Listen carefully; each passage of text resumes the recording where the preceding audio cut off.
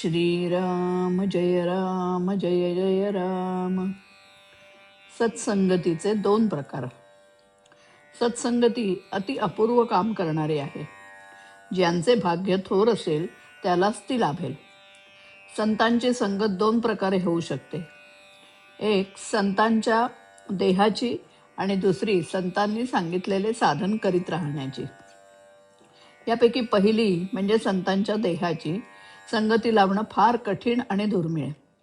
कारण खरा संत जरी असला तरी त्याला ओळखणं कठीण असतं आणि पुष्कळदा त्याच्या बाह्य वागणुकीवरून मनात विकल्प येण्याचा संभव असतो. आणि एखाद्या भोंदूशीच गाठ पडली तर त्याच्या संगतीपासून नुकसान हे ठरलेलेच. म्हणून पहिला म्हणजे संतांच्या देहाच्या संगतीचा मार्ग हा पुष्कळदा धोक्याचा ठरण्याचा संभव असतो. दुसऱ्या मार्गाने जाण्यात म्हणजे त्याने सांगितलेले साधन करण्यात बिलकुल धोका नसतो. कारण खरा संत काय किंवा भोंदू साधू काय, कोणीही झाला तरी तो दुसऱ्याला सांगताना खरे आणि बरोबर असेल तेच सांगेल. तो भोंदू असला तरी आपला भोंदूपणा लपवण्याकरता जे बरोबर असेल तेच सांगणे त्याला योग्य असते. साधकाने शुद्ध भावनेने ते साधन केले की सत्संगतीचा फायदा मिळून त्याचे काम होते. खऱ्या संताच्या देहाच्या संगतीचा लाभ जर दैववशात प्राप्त झाला तर काम मात्र बेमालूम होतं. ज्या वाहनाचा आपण आश्रय करतो त्या वाहनाचा वेग हा आपला वेग होतो.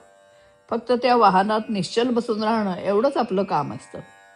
तसं आपल्या खऱ्या संताजवळ नुसतं पडून राहावे. किंबहुना असंही म्हणता येईल की संगती ही त्याने सांगितलेल्या साधनांचा आचरणाच्या संगतीपेक्षाही जास्त महत्त्वाची आहे. संताच्या देहाची संगती हे राजाची पट्टराणी होण्यासारखे आहे, तर दुसऱ्या तऱ्हेच्या संगतीत फक्त राजाच्या प्रेमातल्या स्त्रीचा दर्जा प्राप्त होईल. म्हणजे दोघींनाही राजाची संगती लाभली तरी पट्टराणीला मिळणारे विशेषाधिकार दुसरीला मिळत नाहीत. फार काय, पण असेही म्हणता येईल की नामापेक्षाही खऱ्या संताच्या देहाची संगती ही जास्त लाभदायक ठरते. कारण नामात मी नाम घेतो ही अहंकाराची भावना राहण्याचा संभव असतो, तर संत संगतीत नाही. संतांच्या संगतीत आपली कृती अशी काहीच नसते, नुसते अस्तित्व असते. त्यामुळे अहंकाराला वाव न राहून वासनेचा क्षय व्हायला फार मदत होते. संत संगाने नाम घेण्याची बुद्धी येते. नाम घेता घेता बुद्धीला स्थिरता येते आणि मग मनात विकल्प न येता संतांच्या देहाच्या संगतीचा खरा फायदा घेता येतो.